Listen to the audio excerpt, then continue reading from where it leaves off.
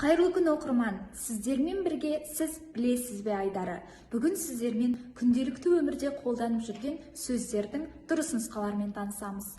Беш бармақ емес, ет асу, ет деп айтқаныңыз дұрыс болады.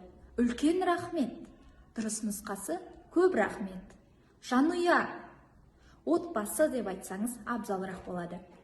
Өкінішке орай, бір өкініштісі. Тек қана алға ғана, тек алға деп айтыңыз. Барады ма, келеді ме? Дұрыс нұсқасы бара ма, келе ме? Қайырлы кеш жарық десеңіз дұрысырақ болады. Мұз тайғақ, көк тайғақ дұрыс нұсқасы.